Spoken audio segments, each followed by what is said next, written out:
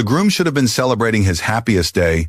Instead, he stood frozen behind a curtain, listening to his bride tear his mother apart in front of their guests. The grand hall shimmered with gold music swelling as the wedding of the year reached its peak. Laughter, cameras, and applause filled the air, but none of it reached Kweku's ears. He had stepped behind the velvet curtain for only a moment, preparing for the next ceremony ritual, until a chilling voice cut through the noise. Naledi, his bride. Her laugh was sharp, cruel, echoing across the private lounge as she mocked Amma, his mother, calling her cheap, uneducated, and embarrassing. Her friends giggled. Naledi added, "If she wasn't his mother, I would have banned her from the wedding entirely." Kweku's heartbeat vanished. His world tilted. And then, just as he thought the wound couldn't cut deeper, Naledi revealed a truth so dark, it stole the breath from his lungs. Before we continue, let me know your location and local time as you're watching this moment. And if you enjoy dramatic African folktale stories, feel free to subscribe so you never miss the next chapter. Kweku remained behind the curtain long after the music shifted into a softer melody, long after the wedding coordinator whispered for him to return to the stage. His breath trembled in his chest. He stared at the floor, but all he could see was his mother's face, gentle, warm, weathered by years of sacrifice. The woman who had carried him through poverty, illness, hunger, and humiliation, all alone. The woman who would rather break her back than let her son miss a day of school. The woman who had sold her last piece of jewelry just so he could attend his first architecture competition. And now she was being mocked. Mocked by the very woman he thought he would build a future with. He closed his eyes as the scene in the private lounge replayed again and again. Naledi's sharp tone, the curl of her lips, the careless cruelty, the way she said, "His mother does not belong in this world of elegance. Let her sit in a corner and clap, that's all she's good for." His chest tightened, but the knife that twisted deeper was the tone, not angry, not stressed, but amused. As if belittling Amma brought her pleasure. He tried breathing through it, but the ache expanded until he felt like the walls were closing in. Kweku stepped farther back, pushing through a side hallway and leaning against the cold wall. His wedding jacket felt too tight, his collar choking him. He tugged at it, trying to steady himself. Yet even in the midst of that pain, memories surfaced not to comfort him, but to remind him of the journey that had brought him here.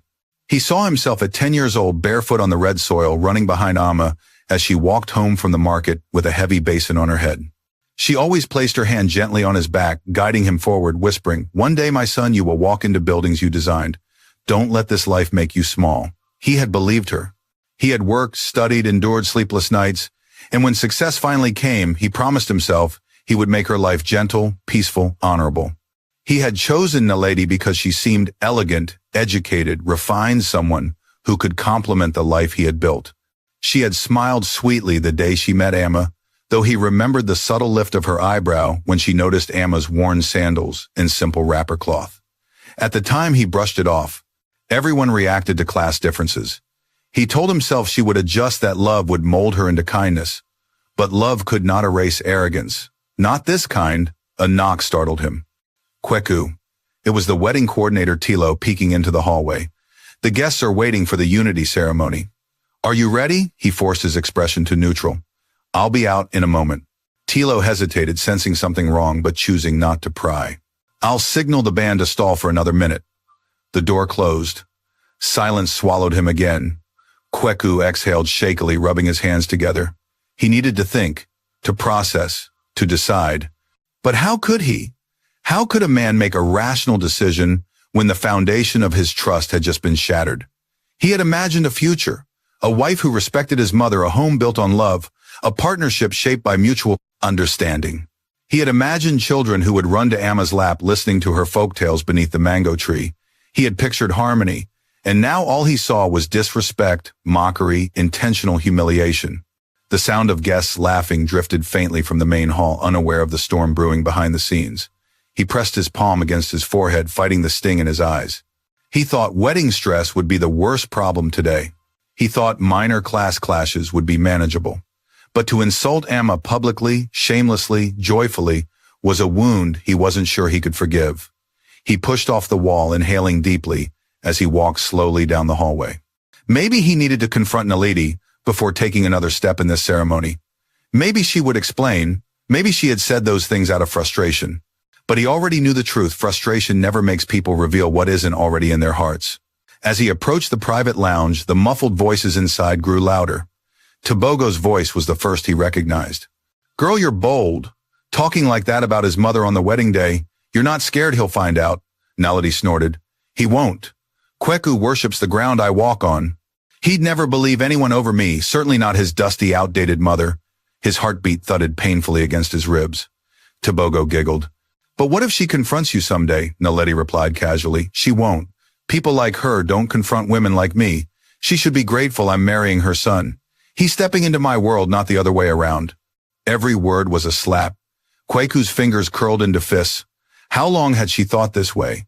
How deeply had she hidden this poison beneath her polished smile? He swallowed hard-tasting bitterness. And then came something far worse, the moment that stole the breath from his lungs. Naledi sighed dramatically. Honestly, I don't care about the marriage itself.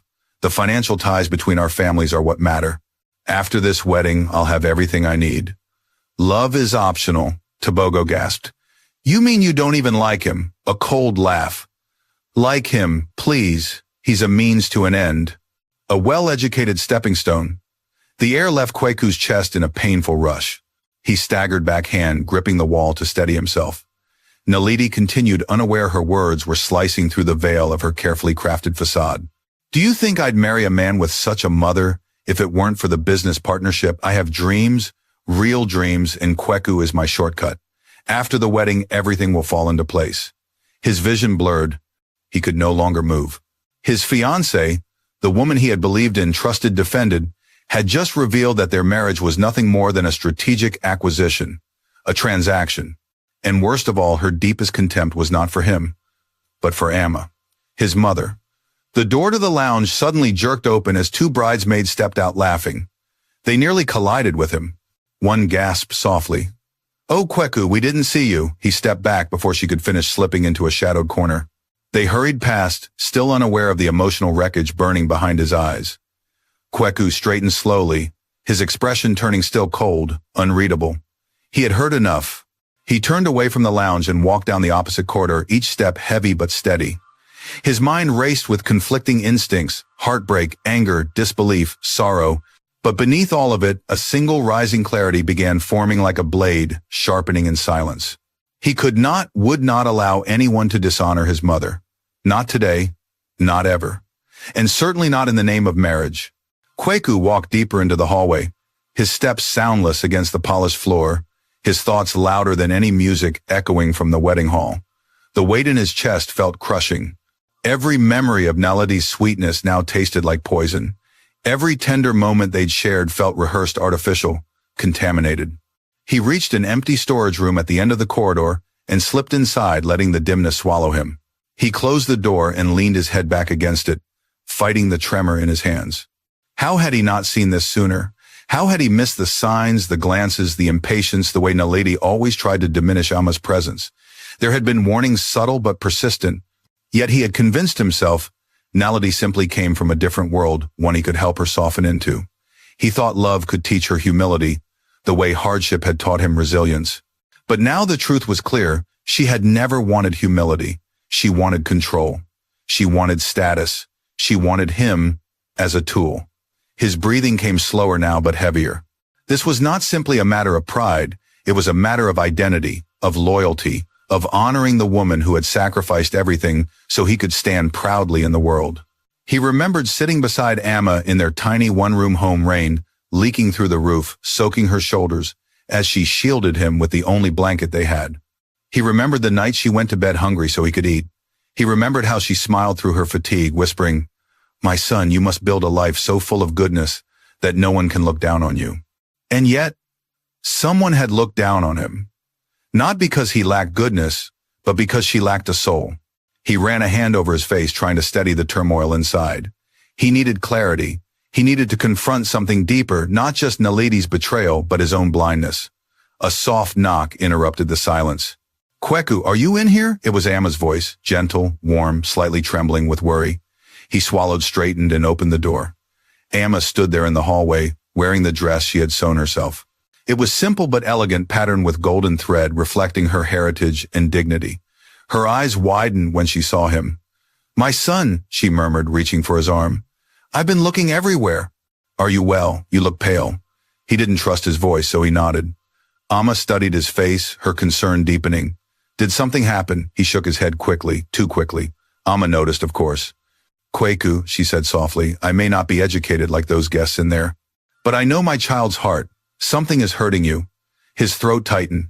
He wanted to tell her everything. He wanted to collapse into her arms like when he was a boy. But he also didn't want to ruin her day with the ugliness he had just heard. He didn't want her to hear those cruel words, not yet, not from him. Instead, he whispered, I just needed a moment to breathe, Mama. Amma nodded slowly. Wedding days are heavy on the heart. So many expectations. So much noise. She squeezed his hand, but remember, even joy can feel overwhelming. He forced a smile, though it wavered. Amma tilted her head. Should we return? They must be waiting for you. He hesitated, then finally nodded. But as they walked together, Amma paused again. Her voice dropped to a whisper filled with quiet vulnerability. My son, if at any point you feel unsure about this marriage, you must not fear disappointing me. I want you to marry for peace, not pressure. His steps froze. Amma continued gently. A marriage should lift your spirit, not crush it. You deserve a woman who respects you and respects where you came from. He inhaled sharply. Had she sensed Naledi's cruelty all along? Had she felt the daggers hidden behind those polished smiles? His chest ached even more, knowing Amma had carried that silent discomfort all for him. He looked at her, his eyes stinging. Mama! Before he could finish, the sound of approaching heels echoed through the hall. Naledi appeared, her makeup flawless, her dress sparkling under the lights, but her expression revealed desperation the moment she saw him. There you are, she exclaimed, walking toward him quickly. Her eyes darted to Amma, then back. You just disappeared. Everyone is waiting. You scared me. Amma stepped back politely, allowing them space. Naledi grabbed Kweku's hands with a smile too wide, too bright. Are you okay, love? You look stressed. Cold feet, maybe. Amma's eyes narrowed slightly, not in hostility, but in quiet observation. Kweku studied Naledi, searching her face for any trace of sincerity. But all he saw was performance, the polished mask she showed the world. Naledi leaned closer, lowering her voice. Come on. Don't make the guests wait. This day is about us, remember?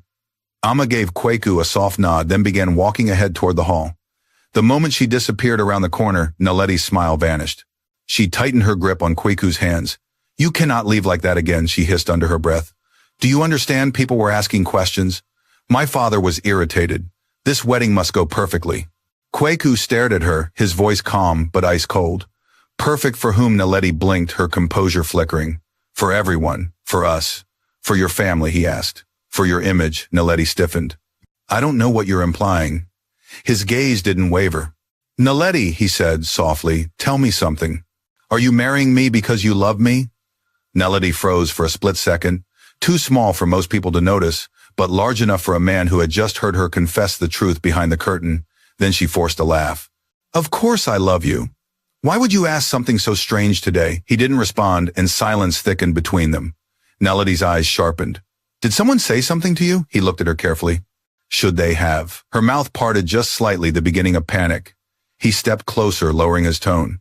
Is there anything you'd like to tell me before we walk into that hall? Her lips trembled, then stiffened.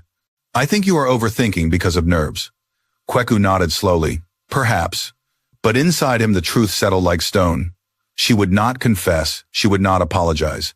She would not even acknowledge what she had done. A woman who could insult a man's mother and laugh about using him for wealth would never accept blame. He offered his arm mechanically, and Naledi took it eagerly, her smile returning as they walked toward the main hall together. Guests applauded as they entered. But Amma watched her son closely, and she saw something no one else did. His eyes were no longer filled with joy. They were filled with distance, a distance that Naledi didn't recognize, a distance that would soon tear the wedding apart. Before the next ritual began, the officiant called the couple to the stage. Kweku stood tall beside Naledi, looking every part the perfect groom. But inside he was already stepping away from her. What he had heard would not remain hidden. And once the truth emerged, the wedding would never reach its end. The applause washed over the hall like warm rain, but none of it touched Kweku. He stood beside Naledi on the decorated stage. Their hands joined their faces, illuminated by soft golden lights. Everyone saw a radiant couple, a perfect match, a storybook romance. Everyone except Amma, who watched her son with a tightening heart. She sensed the shift in him, the way his smile strained at the edges, the way his shoulders stiffened with every passing second. The officiant lifted his microphone, a joyful tremor in his voice. We gather to celebrate the unity of Kweku, Mensah, and Naledi Kumalo. The crowd roared with excitement. Phones lifted, cameras flashed. Guests leaned closer, but Kweku barely heard a word. His gaze drifted over the painted patterns on the stage floor, then toward the tables, where Amma sat alone, her hands folded neatly in her lap. She smiled proudly when he looked her way, unaware of the storm raging inside him. His throat tightened. How could he continue this ceremony while the woman who raised him was being quietly ridiculed on her own son's wedding day? How could he smile while knowing the bride beside him saw Amma as nothing more than a stain on her polished world? Naledi squeezed his hand, interrupting his thoughts. Smile. People are looking. Her whisper carried the same sweetness she used whenever she wanted something, but now he could hear the steel beneath it. He didn't respond. Instead, he watched her, really watched her as she played her role flawlessly. Her eyes dazzled with fabricated joy, her posture graceful, her expression pure perfection. No trace of the venom she hurled behind the curtain. The officiant continued. Before we proceed with the unity ritual, the couple has chosen to exchange short personal vows. Kweku's stomach tightened. This was supposed to be his favorite part. He had written heartfelt words weeks ago, promising loyalty, compassion, partnership, promising to love her even in hardship. But now the paper in his pocket felt like a lie. Naledi turned toward him with a bright, confident smile, completely unbothered, certain of the world bending to her charm. She lifted her microphone first. My love, she began, her voice ringing like silk. The moment I met you, I knew my life had found its missing piece. You are gentle, brilliant, and the kind of man every woman prays for. I promise to honor you, support you, and build a future drenched in joy. The guests sighed in admiration. Naledi placed a hand dramatically over her heart. I promise to embrace your family as my own, especially your mother, Amma. She is a woman I greatly respect. I cannot wait to call her Mama as well. A dart of pain sliced through Kweku. Amma's hands flew to her mouth, touched deeply. Naledi smiled sweetly at her, the same smile she wore, while stabbing her with contempt behind the scenes. His jaw tightened. He felt sick. Finally, she lowered the microphone and looked at him expectantly. It was his turn. The hall fell silent. Kweku reached into his pocket, but he didn't pull out his written vows. He simply held the folded paper, feeling its edges dig into his palm. He lifted his gaze to Amma first, then to Naledi, then to the sea of guests, waiting with glowing eyes. And he remained quiet. A whisper of confusion rippled across the audience. Naledi's fingers twitched slightly. Kweku, your vows. He inhaled slowly. His voice faltered, then steadied. I will speak from the heart. Relieved, the guests leaned back. But Naledi stiffened. Something in his tone frightened her. He faced her fully. Naledi, when I met you, I believed you were a woman of grace and strength. I believed your heart was as beautiful as your face. Naledi smiled, trying to control the tremor in her jaw. He continued, I believed we could build a life rooted in respect, especially respect for the people who shaped us. Amma looked down, touched by his words. Kweku drew a quiet breath. But respect is not just spoken, Naledi. It is lived. It is revealed in how we treat others when no applause is watching. Silence spread through the hall like smoke. Naledi's eyes widened ever so slightly. She whispered, what are you doing? But Kweku wasn't finished. Our families do not make us perfect. They make us human. The woman who raised me did so with sacrifice and dignity. Any woman who claims to love me must honor her. Murmurs erupted among the guests. Naledi tried to laugh lightly, though her voice trembled. You're making this too dramatic, my love. Just say your vows. His eyes remained cold. I am saying them. Naledi's smile cracked. Kweku lowered the microphone. He couldn't continue speaking in a room filled with beauty and lies, not while the truth scorched his throat. The officiant coughed awkwardly. Perhaps we should proceed to the unity ritual. But the moment was broken. The illusion had shattered. Naledi pulled Kweku aside, her nails digging into his palm as she hissed through clenched teeth. Are you trying to humiliate me on my wedding day? He stared at her, unmoving. You already humiliated yourself. Her face drained of color. What? You know exactly what I mean. Naledi swallowed hard, her eyes darting around, ensuring no one was close enough to overhear. We can talk later, she whispered sharply. Don't do this in front of people. You're overreacting. He raised an eyebrow. Am I? You are ruining the ceremony, she spat quietly, her voice trembling with panic. Smile and finish the vows. Kweku remained silent, and the longer he stared, the more Naledi's polished exterior began to crack. Her breathing grew uneven, her gaze restless. The officiant, flustered, attempted to redirect. Let us proceed. But before the next ritual could start, an elder aunt from Naledi's family called out loudly. The groom looks uneasy. Is there a problem? Guests turned. Flashlights lifted, the tension in the room sharpened. Naledi plastered a smile back onto her face, pulling Kweku's hand tightly. Everything is fine, she called out, though, her voice shook. We're simply overwhelmed with emotion. But her grip on him felt like chains. Amma stood from her seat, sensing disaster. She walked a few steps forward, her expression concerned. Naledi, Amma said softly, her voice gentle, yet firm. Give him a moment. My son doesn't look well. Naledi's head snapped toward her annoyance, flickering for a split second before she masked it with a smile. Of course, Mama. Of course. She forced a laugh. Everyone, just a brief pause. Weddings can be emotional. Kweku's chest swelled with a mixture of gratitude and pain.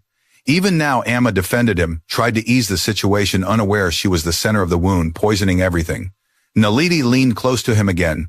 You will not ruin my wedding, she whispered venomously. Whatever mood you're in, fix it now. That was the final confirmation the mask had fallen. The hall filled with murmurs. People watched closely, sensing the fracture. Kweku took a slow step backward. Naledi reached for him, panic flaring. Kweku. But he gently pulled his hand free. The guests gasped softly as the groom stepped away from his bride on the wedding stage, a sight no one expected. The officiant's voice quivered. Kweku. He didn't answer. He looked at Naledi with a steadiness that chilled her. We will continue, he said quietly, when the truth is no longer hidden. And then he walked off the stage. The hall erupted into whispers. Amma froze in place, heart pounding. Naledi's jaw dropped in horror. The wedding had cracked open, and the truth lurking behind the curtain was about to spill into daylight. Gasps rippled through the hall like a sudden gust of cold wind. The groom leaving his own wedding stage, it was unheard of, scandalous, unimaginable. Naledi stood frozen in place, her perfectly painted smile collapsing into panic as cameras captured every second of her unraveling composure. Guests leaned toward one another, whispering urgently, Is this part of the ceremony? Is the groom ill? Did something happen backstage? Why does he look so angry? But Amma didn't move. Her heart thudded in her chest as she watched her son stride across the hall, his posture stiff, his jaw locked with a storm of emotion she couldn't yet understand. She sensed pain behind his eyes, deep, raw, devastating. Naledi tried to regain control. She leaned into the microphone with trembling lips. Everyone, please remain calm. My husband just needs a brief moment. Weddings can be overwhelming, you know. But no one believed her. Not after what they had just seen. The officiant glanced at the wedding coordinator in alarm, but Tylo only shrugged helplessly. The music cut off abruptly, leaving the hall swallowed in an uneasy silence. Kweku passed through the golden curtains at the back and disappeared into the corridor. Naledi's breath hitched. She couldn't let him leave. Not now. Not after everything she'd worked for. She stepped off the stage, hiking up her glittering gown, and rushed after him. Amma's instincts pulled her in the opposite direction. She turned to follow her son, but fear of causing a scene stopped her. The hall was watching. The moment was fragile. She needed to move with care. So she lingered just a heartbeat longer before slipping quietly toward the side exit, unnoticed. Meanwhile, Kweku hurried down the hallway, his shoes thudding against the marble floor. He wasn't running, but every step carried the weight of betrayal, anchoring deeper into him. He needed space, air, silence, anything but the suffocating lies still echoing inside the hall. He found an empty ceremonial room and stepped inside, closing the door behind him. He barely had time to breathe before the handle turned sharply. Naledi burst in, her makeup already cracking at the edges. What are you doing? She snapped in a frantic whisper. You embarrassed me, Kweku turned slowly. Embarrassed you? He repeated, disbelief dripping from every syllable. Is that really your concern right now? Naledi's chest heaved as she tried to steady herself. Yes, because you just walked away in front of hundreds of people. My father looks furious. The guests are whispering. This is a disaster. He stared at her in a silence so cold it made her shiver. You humiliated yourself, he finally said. You humiliated my mother, and yet somehow you think you're the victim. Naledi's eyes widened. Her lips parted, fear flickering before giving way to denial. I don't know what you think you heard, but I heard everything. Her breath caught in her throat. Kwaku stepped forward, his voice low and steady, far more dangerous than anger. I heard you call my mother cheap, uneducated, embarrassing. He paused, forcing the words past the ache in his chest. And I heard you laugh about using me, about marrying me for status. A stepping stone you called me. Naledi staggered back as if struck. Her voice came out in a stutter. I didn't mean, you weren't supposed to, he cut her off. So it was true. Naledi's hands trembled. She reached for him, but he pulled away. The rejection sparked something inside her: desperation, fear, rage.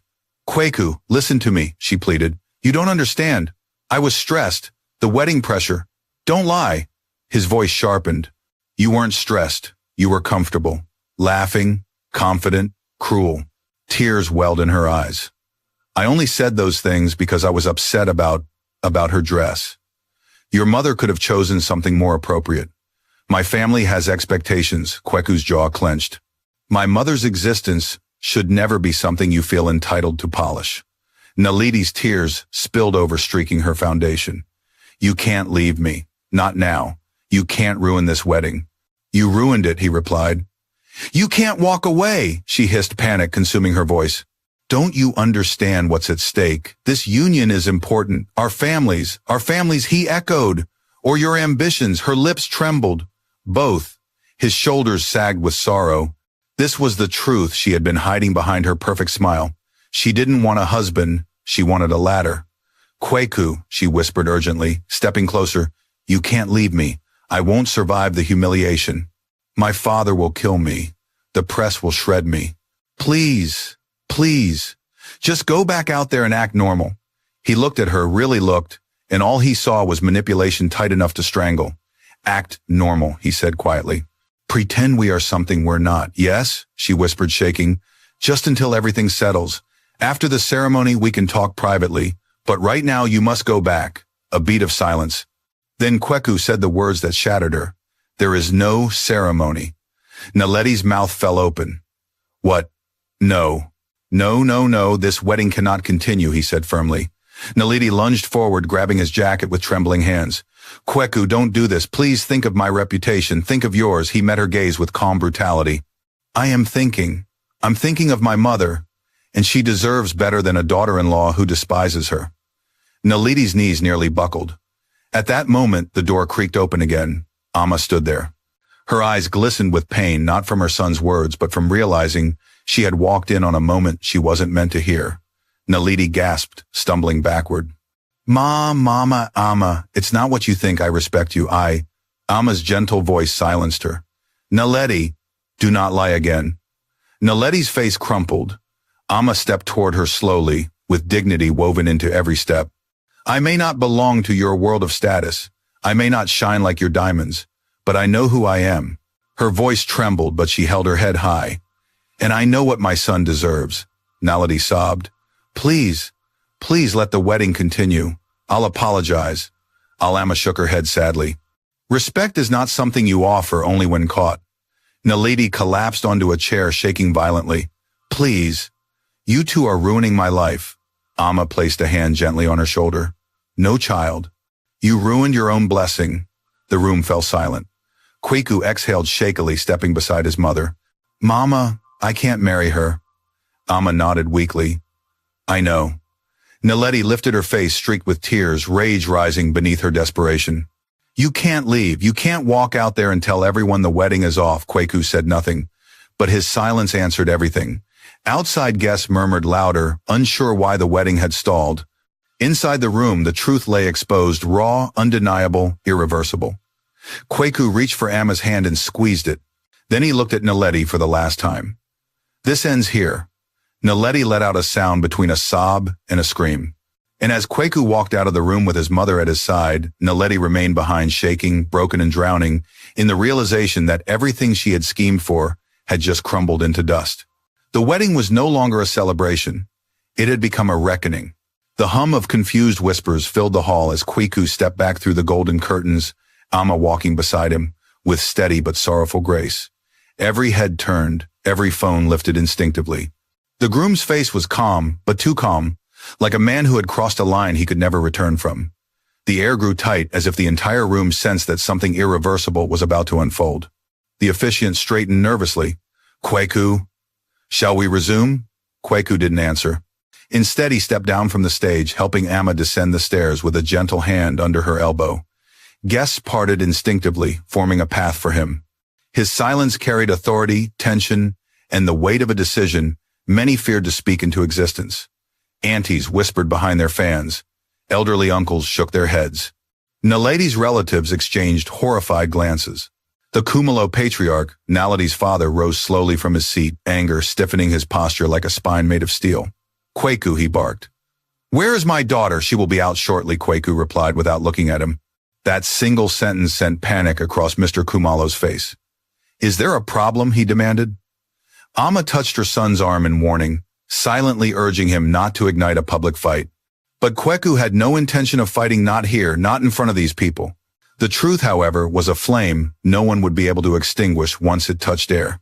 He escorted Amma to a quieter corner at the edge of the hall. "Sit here, Mama." Amma hesitated. "My son, the entire hall is watching. I know," he said softly, "but I will not hide anymore."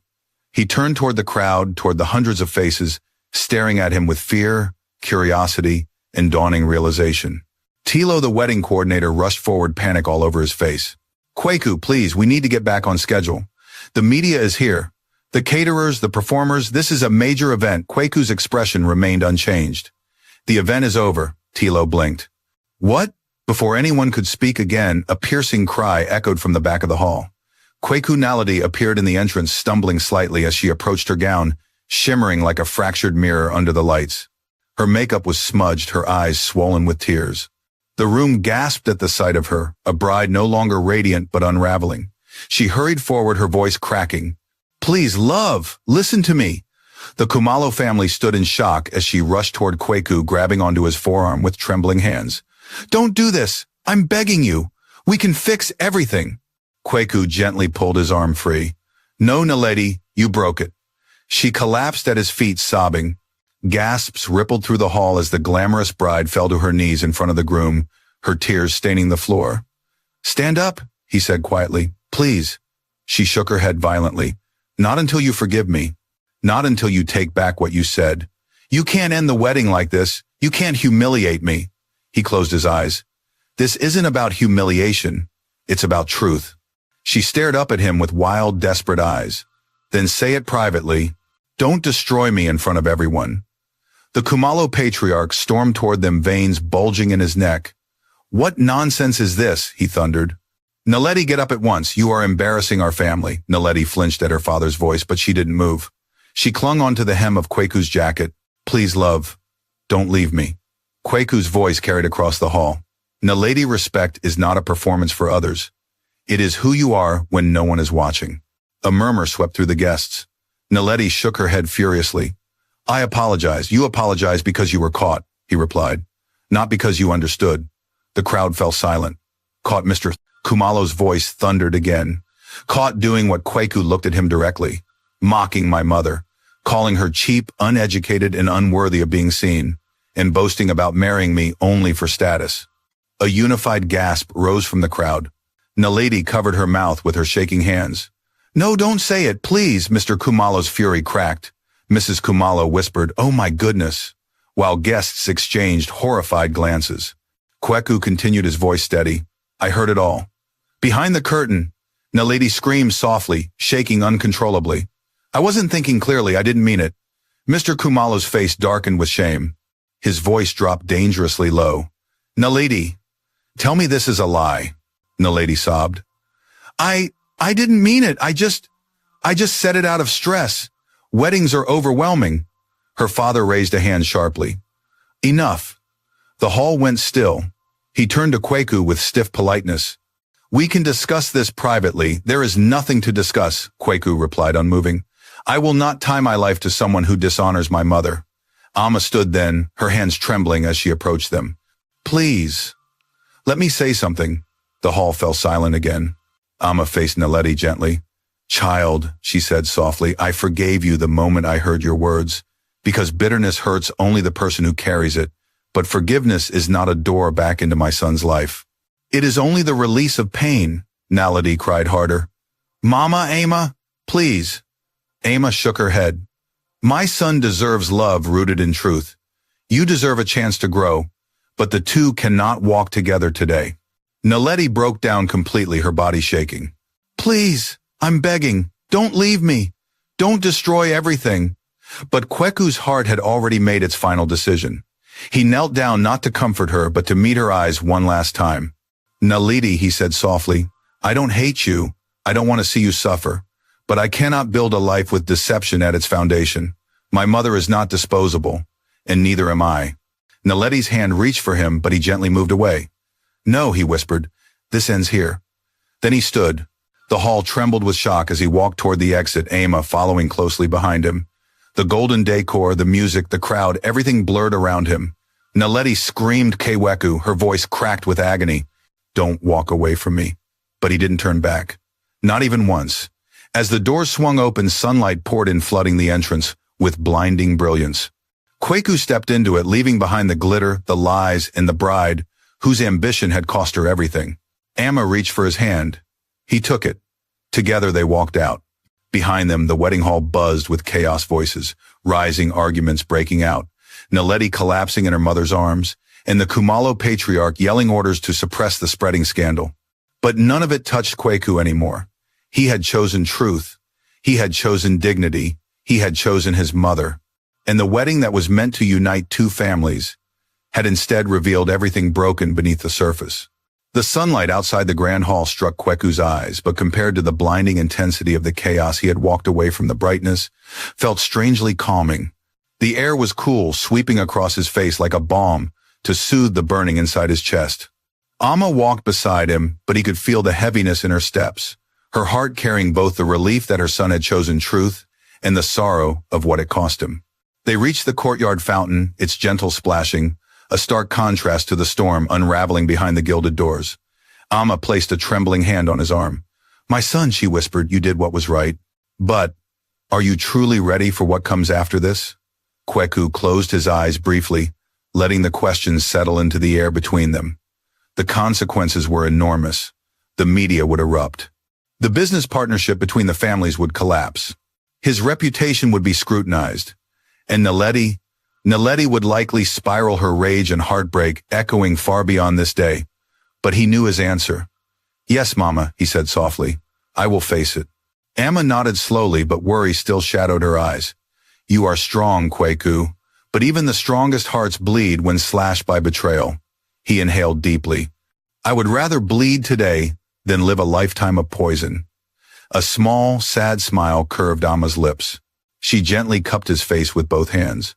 You are the man I prayed you would become. He leaned into her touch, a tear sliding down his cheek despite his attempt to hold it back. Ama wiped it with her thumb, humming softly, the same lullaby she used to sing when he was a boy afraid of thunder. They stayed that way for a quiet moment, then the doors behind them burst open. Naledi's mother, elegant but frantic, rushed out with two relatives. Her heels clattered loudly across the tiles as she called after Kweku. Wait, please, please, son, just talk to us. Kweku turned slowly but didn't speak. Behind her, Mr. Kumalo stormed through the entrance with fury radiating from every stride.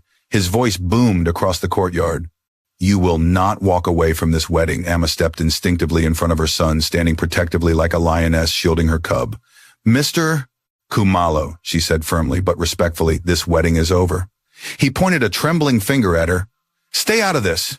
You have already ruined enough. The insult, though directed at her, hit Kweku like a blade. Ama bowed her head slightly, refusing to let her dignity falter. I will not raise my voice or fight you, sir, but my son owes you nothing, not after what your daughter did. Mr. Kumalo's nostrils flared. My daughter has worked her entire life to uphold our family's reputation. Kweku stepped forward. At the cost of shredding her humanity, the patriarch stiffened. Watch your tone. No, Kweku replied softly, watch yours. Because you raised a daughter who measures worth only in gold and status, and that is not a reflection of my mother's failure, but yours. Mrs. Kumalo gasped quietly. A few relatives murmured in agreement. Mr. Kumalo's face flushed with rage. You think you're better than us because you built your way up? Because you crawled out of poverty? You still lack the refinement to handle pressure like a man. Ama flinched as if struck. Kweku's expression hardened. Refinement is not measured by how loudly you shout or how much money you wave around. It is measured by how you treat others, especially those with less. Mr. Kumalo barked a bitter laugh. So you choose to throw away a multi-million partnership over words spoken in private? Kweku held his gaze. There is no business deal worth the price of my mother's dignity. Silence rippled across the courtyard. Mrs. Kumalo stepped forward, tears in her eyes. Please, we can resolve this. Let us talk like families. Let us salvage what remains. No, Kweku said gently. I will not bind my life to someone who disrespects the woman who raised me with love and sacrifice. Mrs. Kumalo trembled. But my daughter? She is shattered. She hasn't stopped crying. She regrets everything. Amma sighed softly. Regret is the fruit of exposure, not transformation. Before anyone could speak again, the doors swung open once more. Naledi emerged. Her gown was wrinkled, stained with tears, and her hair, once sleek and perfect, was coming undone. Her mascara streaked across her cheeks like ink spilled on broken paper. She stumbled as she walked, one hand gripping the railing, the other clutching the skirt of her dress. Kweku, she whispered. He turned, and the depth of her collapse struck him unexpectedly. She looked nothing like the cold, elegant woman he had once fallen for. She looked human, raw, frightened, unraveling. She stepped closer, her voice cracking. Please, please don't leave me like this. I know what I said was wrong. I know it was ugly. I know I was cruel. She pressed a hand to her chest, sobbing. But you have to understand, I didn't grow up like you. I grew up in a house where appearances mattered more than anything. I was taught to judge before being judged. To be proper before being kind. Kweku's heart tightened, but he remained silent. Naledi collapsed to her knees again. I'm sorry. I swear I'm sorry. I don't hate your mother. I just didn't understand her world. I didn't know how to respect what I couldn't relate to. Amma stepped forward gently. Child, love that requires understanding only what is familiar is not love at all. Naledi cried harder. Mama, Amma, I will try. I will learn. I will respect you. Please, please give me a chance. Kweku swallowed painfully. Naledi, it's not just my mother. You didn't just lie to her. You lied to me. I know she cried, but I can fix it. I can change. She reached toward him with shaking hands. Please don't end my life like this. Please don't shame me in front of everyone. Kweku closed his eyes for a long moment. When he opened them, compassion filled his gaze, but not the kind that stays. Naledi, he whispered, I forgive you. But forgiveness does not erase consequences. She sobbed. Then take me back privately. Let the wedding continue. We don't need to love each other today. But let's fix the damage. He shook his head slowly. You want the wedding, not the marriage. Her breath hitched. That, he said quietly, is exactly why it must end. Mr. Kumalo stepped forward angrily. If you walk away, you destroy my daughter. You destroy our family's standing. Kweku straightened. Sir, your daughter destroyed her own standing, and I will not sacrifice my mother's honor to repair it. Naledi let out a heart-wrenching wail. Kweku, please. I love you. I swear I do. I didn't know how to. I never meant for... Her words dissolved into sobs. Amma turned away, unable to bear the sight. Kweku's voice became gentle, almost sorrowful. Naledi, I wish you healing. But I cannot be your husband. Naledi screamed as if her soul had been torn open. Her mother rushed to her, holding her tightly as she collapsed into her arms, shaking uncontrollably. Mister! Kumalo stared at Kweku with a mixture of hatred and helplessness. But no one stopped him. Kweku turned slowly, offering his arm to Amma. She took it, her hand still trembling but filled with pride. Together they walked out of the courtyard, leaving behind a crumbling empire of lies, shattered ambitions, and a bride whose own arrogance had set her world on fire. Behind them, Naledi's sobs echoed through the marble halls like the final cry of a fallen crown. The wedding was over. But the reckoning had only begun. The courtyard grew smaller behind them as Kweku and Amma walked toward the parking lot. Yet every step forward felt heavier, as if the weight of hundreds of watching eyes clung to their backs. A hush fell over the guests who had followed them outside. All waited, some with pity, some with curiosity, some with silent judgment, but none dared approach. Amma's hand tightened on her son's arm. Kweku, she murmured.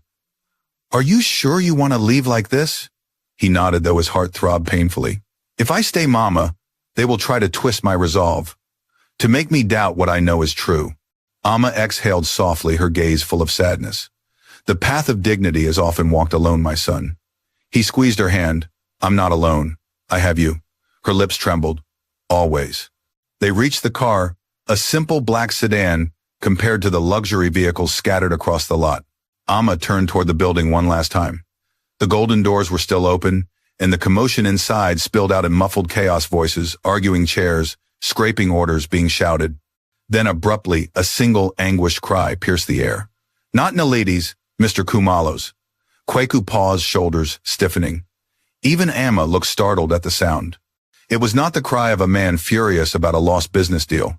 It was the cry of a father whose daughter lay crumbling under the weight of her own mistakes, but neither of them moved toward it. Instead, Amma whispered, let's go home. Kweku nodded. Yes, home. He stepped around the car to open the passenger door for her, but before he could, another voice called out behind them. Kweku, please wait. He turned. This time, it wasn't Naledi or her parents. It was Tobogo. Her golden heels clicked sharply against the stone path as she hurried across the courtyard. Her eyes were wide, not with arrogance, but with genuine fear. She skidded to a stop in front of Kweku, breathless. Kweku, she said, voice shaking, I need to talk to you. Amma stepped slightly in front of her son, protective. This is not the time. No, please, Tobogo insisted, looking at Amma with remorse. You deserve to hear this too. Kweku's jaw tightened. Whatever you say won't change my decision. I know, she whispered, but it might give you clarity. He hesitated, then nodded for her to continue. Tobogo clasped her hands together tightly. Naledi is wrong.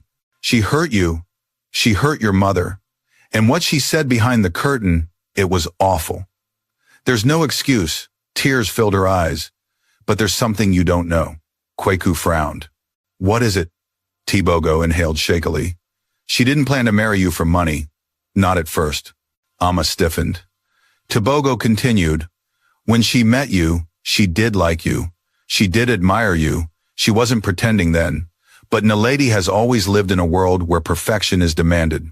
Her parents, they raised her to believe that love is secondary to status. They trained her to see people as assets. When she realized you came from a modest background, she panicked.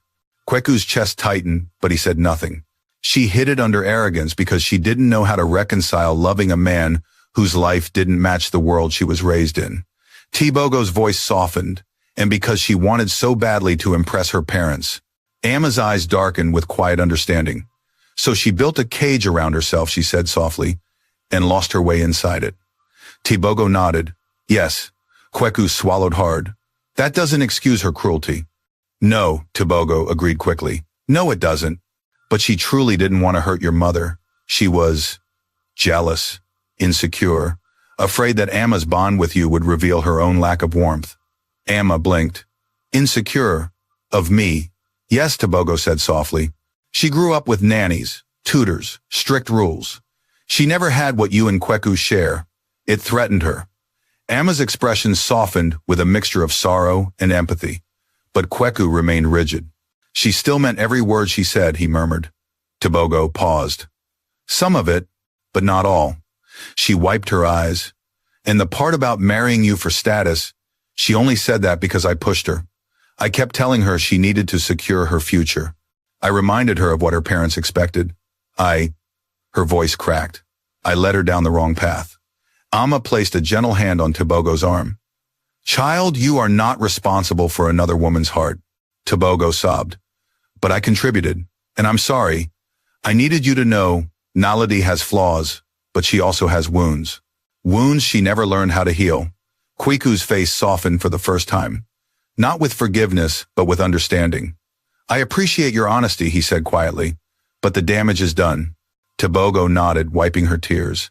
Then please, be kind to her in your thoughts, even if you cannot be in her life. He swallowed, then nodded. Tobogo took a shaky step back. Goodbye, Kweku. Goodbye, Mama Amma. Amma touched her shoulder gently. May you find peace, child. Tobogo nodded and turned away, disappearing through the golden doors. Amma looked at her son. Are you all right? He exhaled slowly. I don't know. Amma cupped his cheek again. You will be. Before he could answer, another voice broke through the quiet, but this time it was calm, measured, and filled with depth. Son. Kweku turned sharply. His father's elder brother, Uncle Kwabena, approached his traditional robe billowing in the breeze. A respected village elder, he carried the kind of authority that came not from wealth or prestige but from wisdom carved through decades. Uncle Kweku greeted quietly. Kwabena placed a firm hand on his shoulder. "I saw everything," Kweku tensed. Amma lowered her eyes respectfully. Uncle Kwabena nodded slowly. "What you did was painful, but honorable." Kweku swallowed hard. "I didn't want to embarrass anyone." Kwabena's eyes softened. "Truth embarrasses only the guilty." Amma looked away, tears welling again. Kwabena continued, "A marriage built on lies is a prison. Better to end it today than to spend the next 50 years suffocating." Kweku nodded slowly. But Uncle Kwabena added gently, "Your heart will still grieve what could have been. That is natural. Let the grief come. Do not run from it." Amma exhaled shakily, grateful for the elder's presence. Kwabena looked at her. "And you, Amma, today your son chose you. Do not carry guilt for that. You earned his loyalty through love, not manipulation." Amma pressed a hand over her chest. "Thank you." The elder stepped back. "Now go home. Rest. The world will talk. Let them. This story will pass like all storms." He placed a final hand on Kweku's back. "Walk with dignity. And remember, storms only uproot weak trees. You, nephew, will stand tall." Kweku felt the truth settle inside him like a steady flame. He nodded. Kwabena walked away. The courtyard grew quiet again. Amma gently touched her son's hand. "Shall we?" This time he didn't hesitate. "Yes, Mama. Let's go." Kweku opened the car door for her. She entered slowly. He walked around to the driver's side, opened his door, and just as he was about to sit, he heard one final broken whisper behind him. "Kweku!" He turned slightly. Naledi stood across the courtyard, her mother supporting her. Her eyes were hollow, her voice barely above a breath. "I'm sorry." He held her gaze with sorrow. Not anger, not love, only truth. "I hope you find yourself," he whispered. And then he got into the car. The engine started, the door closed. The final chapter of the wedding that never was closed with it. Amma reached over and held his hand. Together they drove away.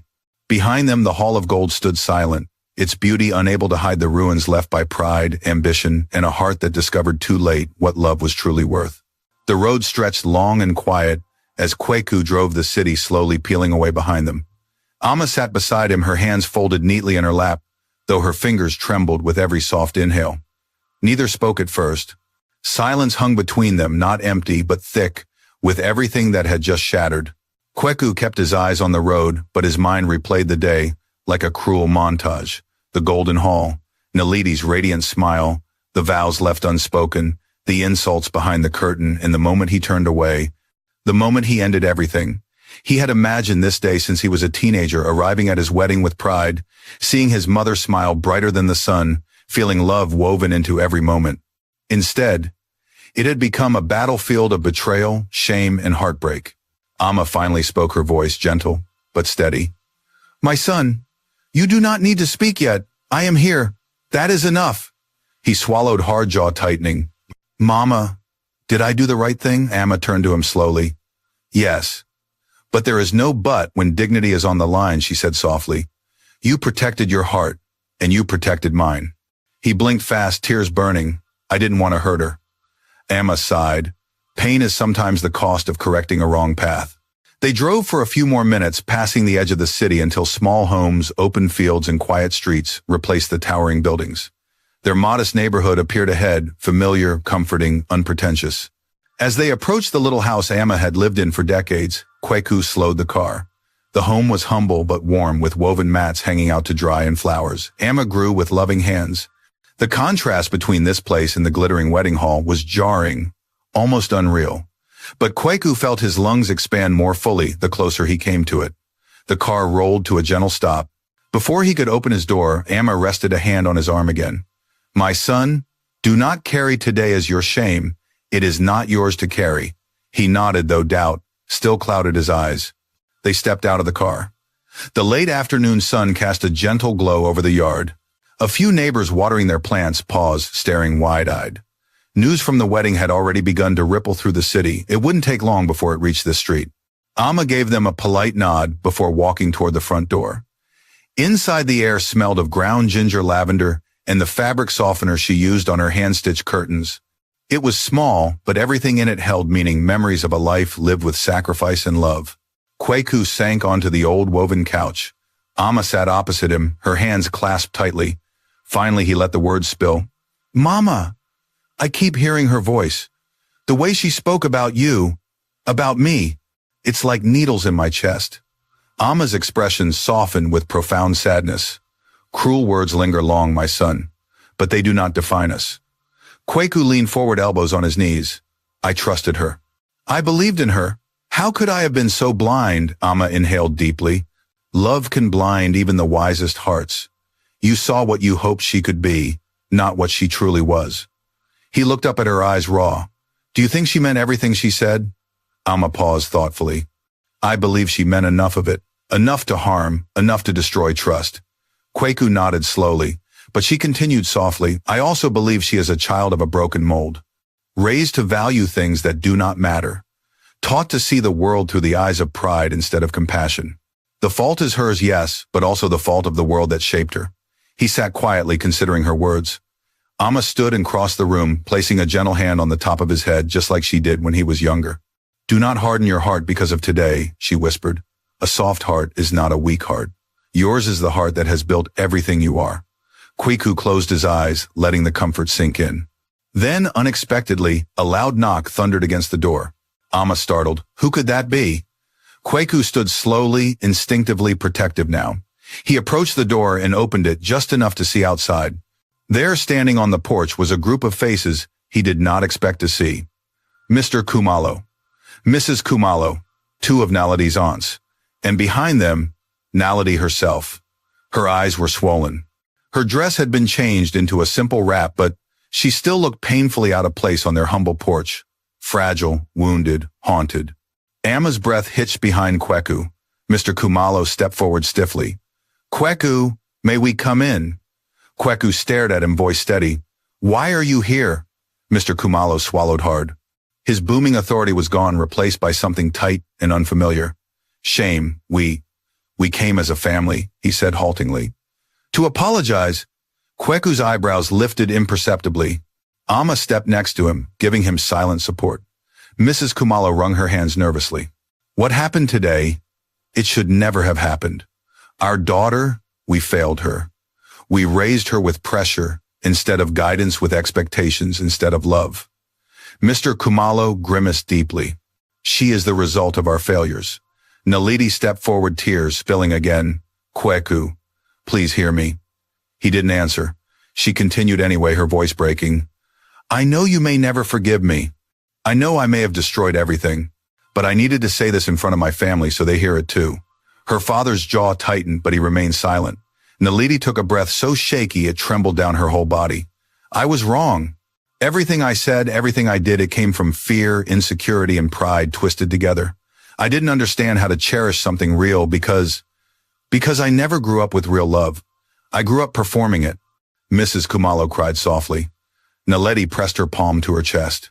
I know saying sorry doesn't undo the pain I caused, but I needed you to know I never hated your mother. I envied her. I envied the kind of bond you have. It made me feel like an outsider, like I could never measure up. Amma's eyes glistened. Naledi stepped closer, though Kweku didn't move. I will not ask you to return to me. I lost that right.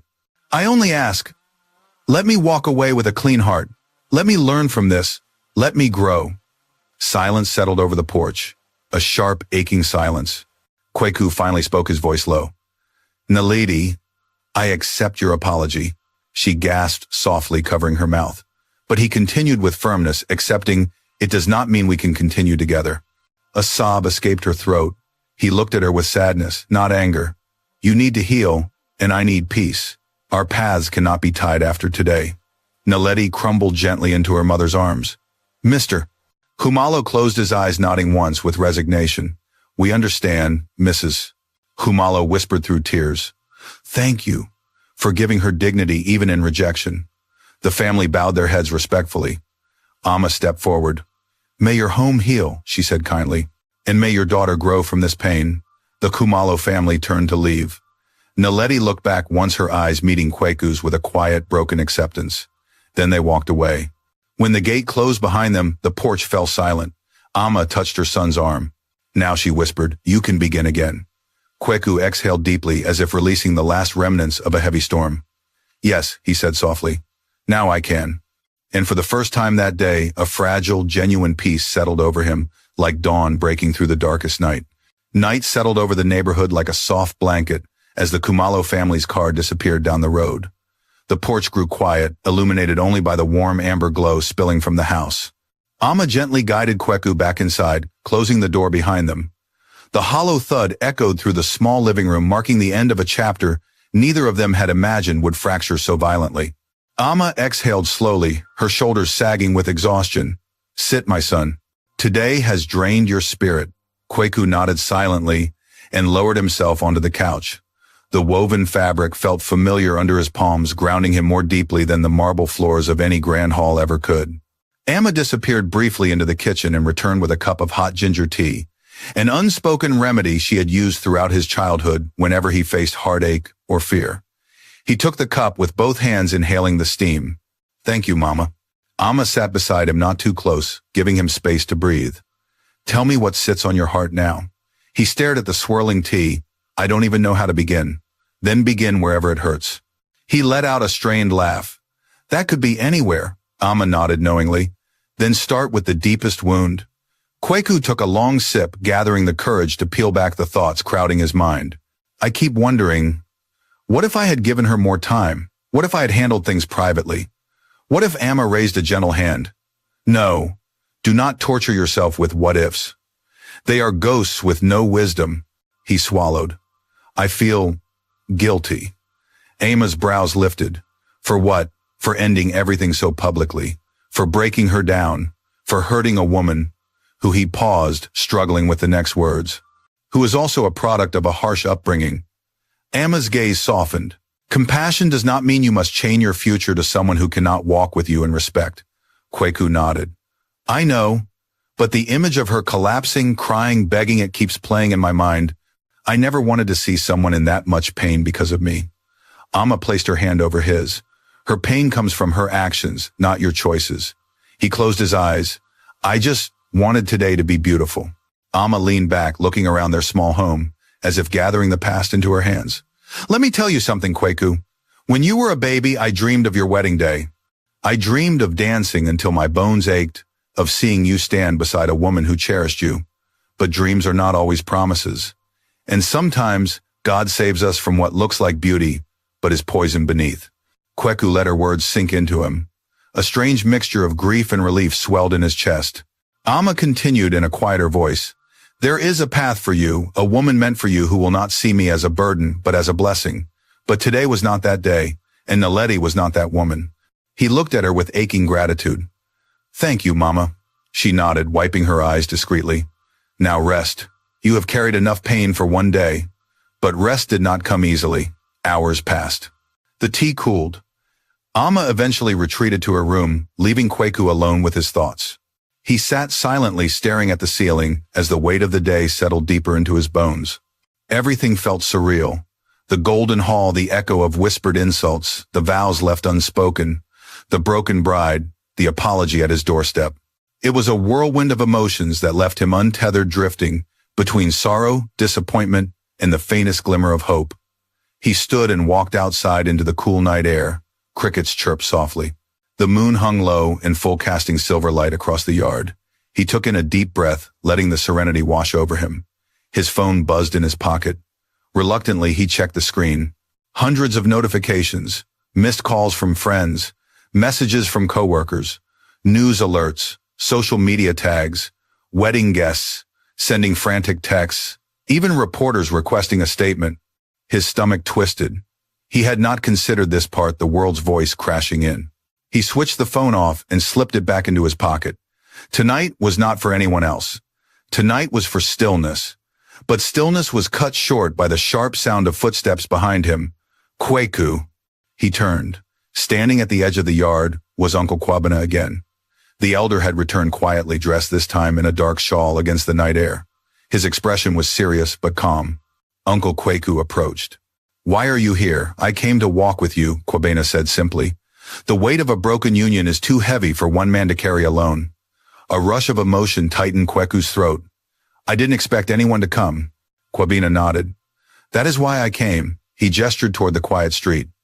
Walk with me. They walked side by side beneath the moonlight. For a long while neither spoke. The silence was comforting like a balm for soreness, too deep for words. Eventually Kwabena said, You have done something many fear. You walked away from a union crowned with gold because it lacked truth. That is courage. Kweku exhaled shakily. It feels less like courage and more like failure. Kwabena stopped and faced him. Failure, no. My son failure is marrying the wrong person and living the rest of your life in quiet misery. Kweku looked down. She was broken. Her family admitted it. Shouldn't I have helped her? Kwabena touched his shoulder gently. You are not a healer of hearts that refuse to hear their own truth. Compassion does not mean captivity. Forgiveness does not require marriage. The words struck deep. They walked again slower this time. You must understand, Kwabena, continued Naledi's wounds, are hers to mend. Perhaps today is the beginning of her healing, but you cannot be the one to carry her through it. I know, Kweku whispered. Kwabena stopped at the edge of the street and looked up at the sky. When my wife died, he said quietly, I felt the world collapse. But the world did not end. It simply changed its shape, and so will yours.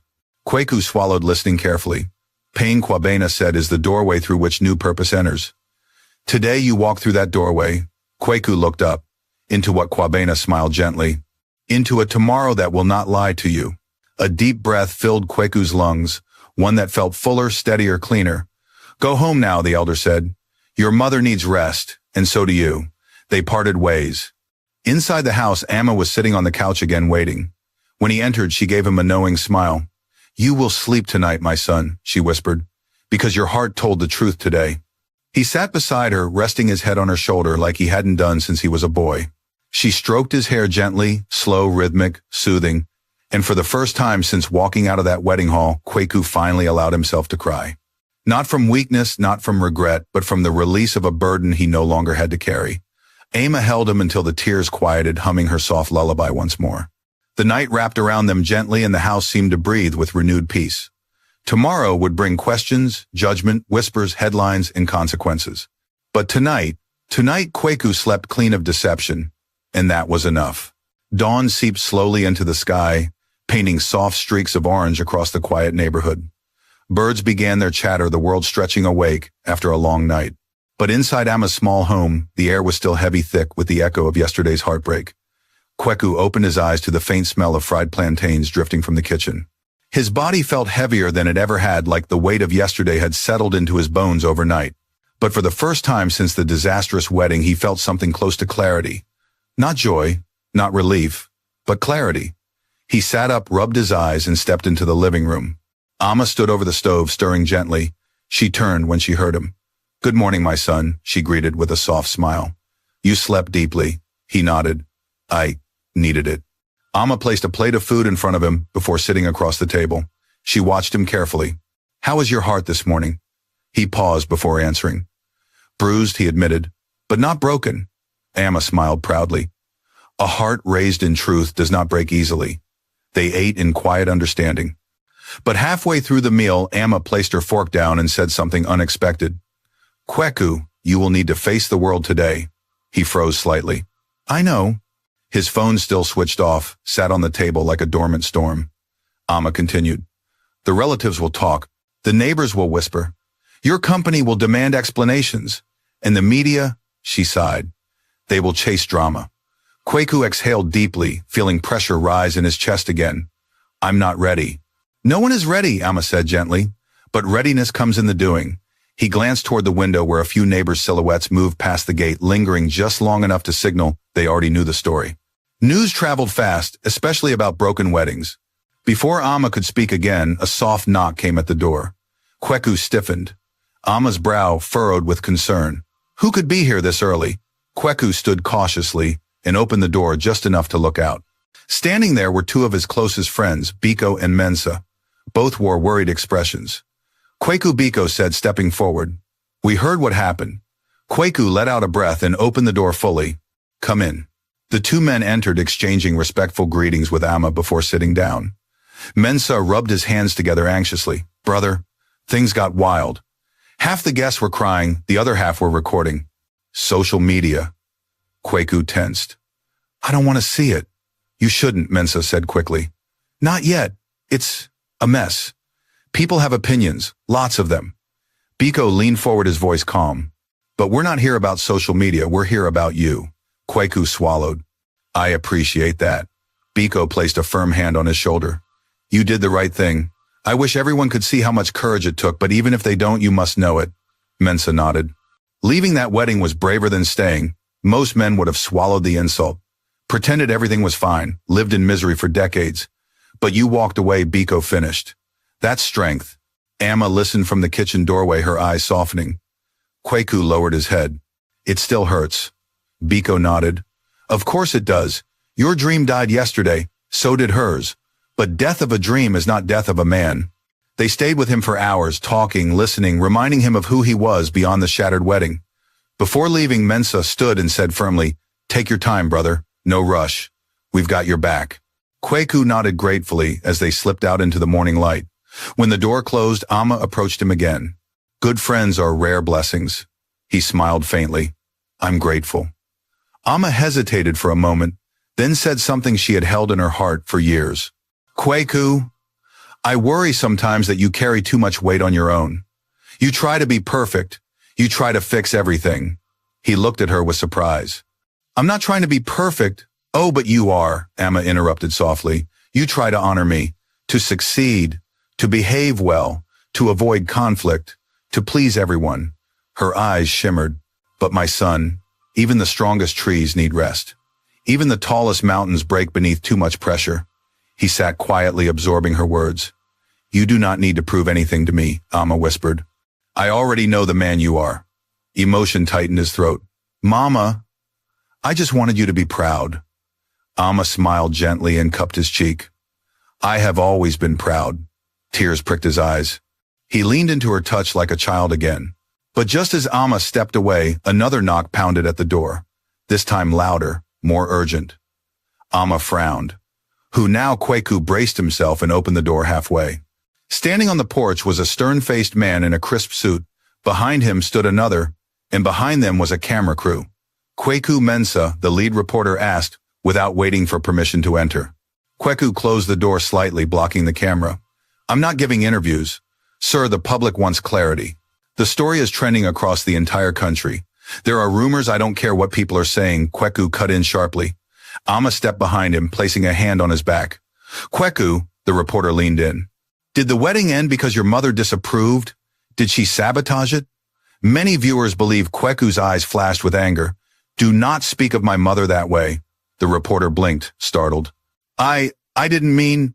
You came to my home with cameras at dawn to drag my mother into rumors. His voice shook with controlled fury. Leave now. The reporter's expression shifted, part frustration, part fear. Sir, people will continue speculating. Let them. Kwaku snapped. He shut the door firmly. Amma exhaled. My son, the more you avoid speaking, the more people may twist the truth. He turned toward her, breath trembling. I don't care about rumors. I care about you. Amma's eyes softened. But I care about you too. They sat again on the couch, calmer now, but aware that the quiet wouldn't last long. The world outside was hungry for drama, hungry for answers, hungry for scandal. As the afternoon sun climbed higher, the whispers outside their gate turned into murmurs, then into a small crowd gathering on the street. Cars slowed as they passed. Some neighbors walked closer, pretending to water plants while clearly straining to listen. Amma closed the curtains discreetly. Kwaku slumped onto the couch. I didn't want this. I didn't want any of this. Amma sat beside him. We cannot control the storm, my child, only how we stand in it. He nodded slowly. Then his phone buzzed softly from the table. He had turned it off earlier, but now it had turned itself on again after the battery warmed. The screen lit up. A single message appeared. Not from a friend, not from Naledi, not from anyone he expected. It was from his boss at the architecture firm. Call me urgently. The Humalo partnership contract has been revoked. Meeting in 1 hour. Kwaku's stomach dropped. Amma read the message over his shoulder and inhaled sharply. Oh, my son. He closed his eyes. He knew this was coming. What he didn't expect was the knife twist that followed two more messages blinking onto the screen. The board wants an explanation. Your job may be at risk. His heart pounded. Yesterday he lost his bride. Today he might lose his career. Amma placed her hands on his shoulders, steadying him. Listen to me, she said firmly. We will face this together, but you must go. Kweku stared at her. I don't know if I can. You can, Amma said softly, because the truth is still your strength. He nodded slowly, breath trembling. Then he stood, and as he walked out the door toward a future filled with uncertainty, he realized the wedding disaster was only the beginning. A new storm loomed, and he would need every ounce of truth, courage, and dignity to survive what came next. Kweku changed into a crisp shirt and dark trousers, not because he wanted to impress anyone, but because he needed armor. The kind of armor a man wears when he steps into a room full of people eager to tear his reputation apart. Amma handed him his briefcase, smoothing the collar of his shirt, the way she used to straighten his school uniform. My son, she murmured, walk with your head high, not because you are proud, but because you carry the truth. He nodded, unable to trust his voice. Then he stepped outside, locked the door behind him, and began the long walk toward the bus stop. His car sat idle in the driveway, but he couldn't bring himself to drive. He needed the wind, the noise, the heartbeat of the streets, anything to steady him. The morning sun blazed over the city as he boarded the bus. Conversations buzzed around him, snippets of gossip slipping through the air like sharp fragments. Did you hear the wedding was canceled? They say the groom's family insulted the bride. No, the bride insulted the mother. I saw a video. She collapsed on the floor crying, and the groom just walked out, each word sliced deeper. Kweku kept his gaze steady on the window jaw, clenched breath slow and controlled. He felt the bus shift as passengers subtly leaned closer, whispering when they recognized him. By the time he reached the firm, his stomach was a knot of dread. The building towered above him, sleek glass walls, sharp edges, and a grand entrance he had once walked through with pride. Today the doors felt like the jaws of a beast waiting to swallow him whole. He entered. The receptionist flinched slightly. Good morning, Mr. Mensah. Her voice carried sympathy and pity. He nodded quietly. Morning. People turned as he walked past cubicles. Some tried to hide their stares, others didn't bother. He heard his name slip between coworkers' lips like a rumor. His chest tightened further. He reached the boardroom. Through the glass walls, he saw them waiting, the executives, the senior partners, the director general, and unexpectedly an external consultant from the Kumalo Corporation. His pulse quickened. This wasn't just a meeting, this was war. He opened the door. Silence fell. The director, Mr. Mensah, gestured stiffly. Kweku, please sit. He took a seat at the long table, folding his hands together. Mensah cleared his throat. As you know, the Kumalo project is the largest contract this firm has ever secured. Your relationship with their family was a key factor in winning that deal. Kweku nodded slowly. The consultant, a stern man with sharp glasses, leaned forward. And now, due to yesterday's incident, the Kumalo family has pulled out entirely. The words sliced through the room. Kweku held his composure. Barely. Mensah continued. We need to know what happened. Kweku lifted his eyes. The wedding could not continue because the bride treated my mother with deep disrespect. The consultant scoffed softly. Disrespect. Enough to cause public humiliation. Enough to destroy a multi-million agreement. Kweku didn't flinch. Respect is the foundation of every partnership, personal or business. The consultant stared at him with thinly veiled contempt. So you walked away from the ceremony after hearing her true intentions, Kweku said firmly. She made it clear she was marrying for status and gain, not love. The board members exchanged glances. The consultant laughed without humor. And now you expect this firm to carry the consequences of your emotional decisions, Kweku met his gaze. I expect this firm to value integrity. Mensah sighed heavily. Integrity is important, Kweku, but so is stability. The Kumalo contract was a long-term investment that secured our financial roadmap for the next 3 years. Kweku inhaled deeply. I understand. Do you? The consultant pressed. Your actions have placed the firm at risk. Reputations take years to build, but one scandal can shatter them. Your scandal, Kweku's jaw tightened. My personal life fell apart, but I did what was right. At the cost of millions, the consultant snapped. A tense silence filled the room. Mensah folded his hands. Kweku, the board, has reached a preliminary decision. Kweku's stomach dropped. Mensima continued, "We will temporarily suspend you from project leadership until this matter calms. The firm cannot afford additional public scrutiny." Kweku felt the blow like a punch. He steadied himself. Suspension. Not termination. Not yet. But it was enough to burn. A senior partner folded her arms. "You can retain your position for now, but your visibility must be minimized. No interviews, no statements, no public commentary. If you inflame this further, the board will reconsider." Meaning fire him. Kweku nodded slowly. "Understood." And Mensima added, "We strongly advise you to issue a private apology to the Kumalo family. A gesture to soften relations. You may not reconcile with their daughter, but a diplomatic tone could salvage future business." Kweku stared at him. An apology. For defending his mother. For refusing to marry a woman who lied. For walking away from humiliation. His hands curled into fists in his lap. But he stayed calm. "I will consider your request." The consultant scoffed again. "Consider, son, you should be grateful the firm hasn't dismissed you." Kweku turned to him with a quiet strength. "Sir, you do not know me. But know this, I would rather lose my job than lose my integrity. And I will not apologize for refusing to let my mother be dishonored." The consultant's jaw tightened. Mensima raised a hand. "Enough. The decision is made. You are suspended effective immediately. Return to work in 1 month unless otherwise notified." Kweku rose calmly, though the ground felt dizzy beneath him. "Thank you," he said simply. He left the room. The hallway spun slightly around him, but he kept walking. Each step carried a new weight, a new bruise to his pride, but also a strange sense of liberation. He had lost much: a wedding, a partnership status, certainty, but he had not lost himself. Outside the building, he inhaled deeply, feeling the sting of the sun on his face. A few reporters stood across the street, aiming cameras discreetly. He ignored them and walked toward the bus station. But halfway there, his phone buzzed again. A number he didn't recognize. He answered cautiously. "Hello," a soft voice responded, trembling at the edges. "Kweku, it's Naledi." He froze. She continued before he could speak. "I know you don't want to hear from me, but something has happened." His jaw tightened.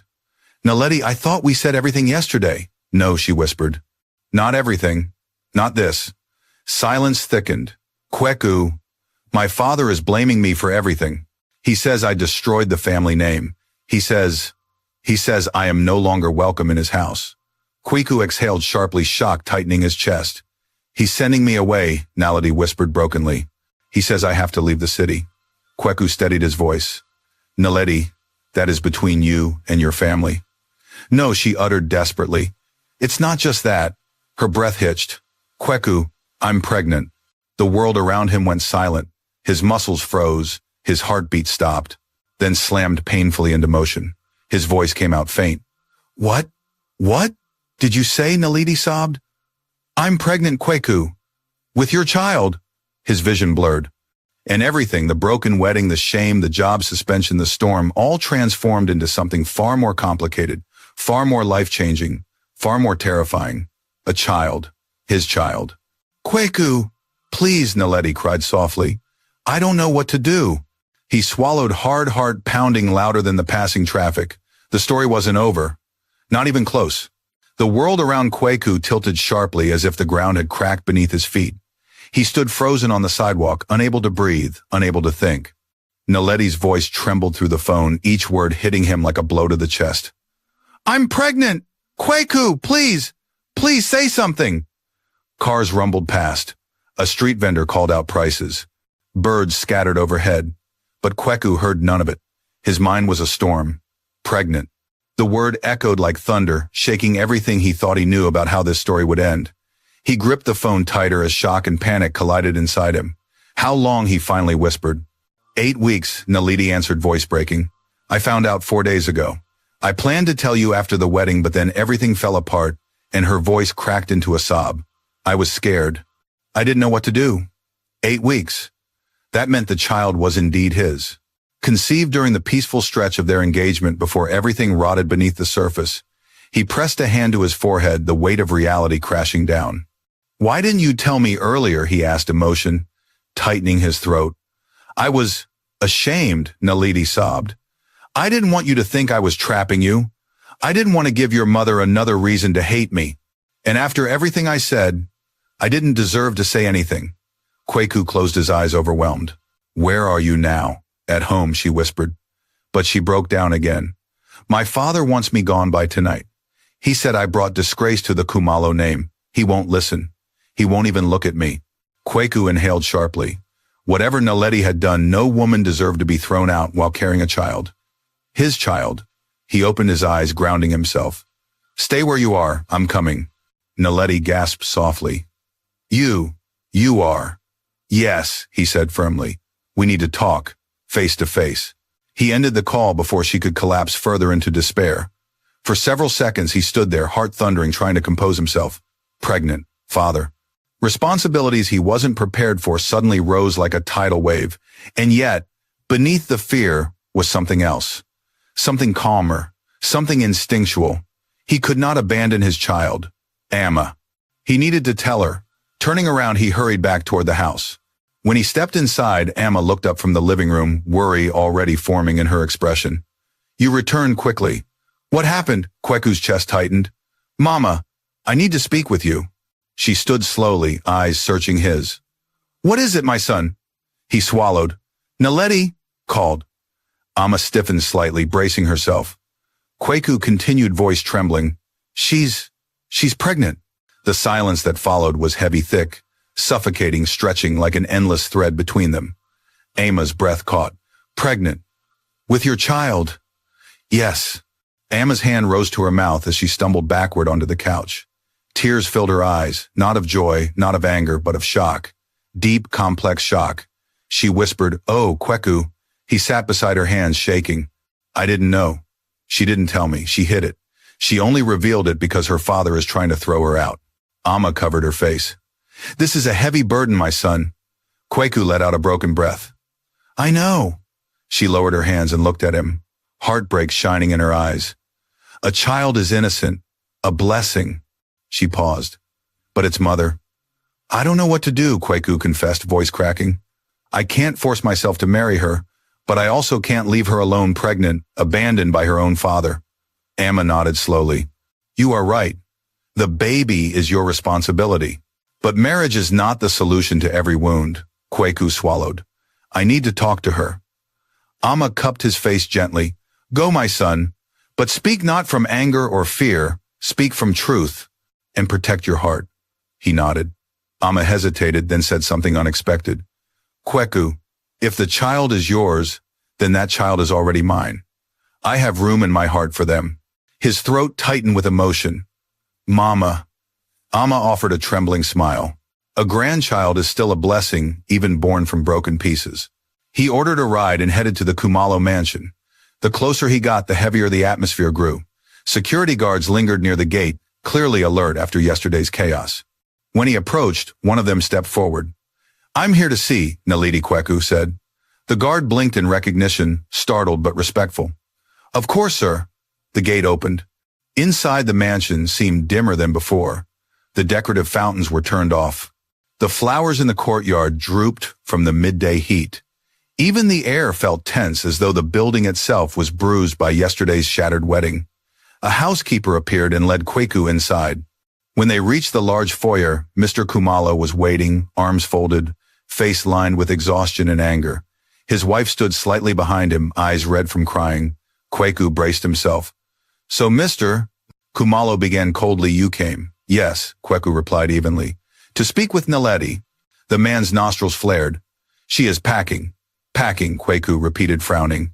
Yes, Mr. Khumalo snapped. She is leaving this house tonight. Kwaku inhaled slowly. She is pregnant. The room froze. Mrs. Khumalo's eyes widened with shock. She's... What Mr. Khumalo's face twisted. She told you, yes, Kwaku said firmly, which means she should not be alone. Nor should she be punished in her condition.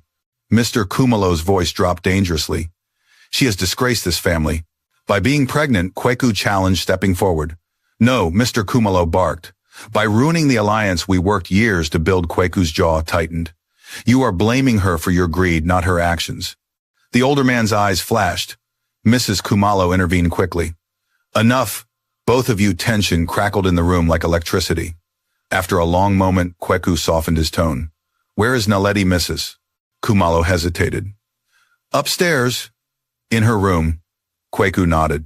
He climbed the grand staircase, each step echoing through the mansion. He paused outside the familiar large bedroom door, the one that had once held dreams of a shared life. He knocked softly. A faint voice answered. Come in, he entered. Naledi sat on the floor beside half-packed luggage tissues scattered around her. She looked smaller than ever, fragile, her face pale from crying. When she saw him, she froze. Kweku, she whispered, tears welling instantly. He closed the door behind him and approached slowly. You told me you're pregnant, she nodded, swallowing shakily. I'm sorry. I'm so sorry. He knelt beside her. Naledi, are you sure?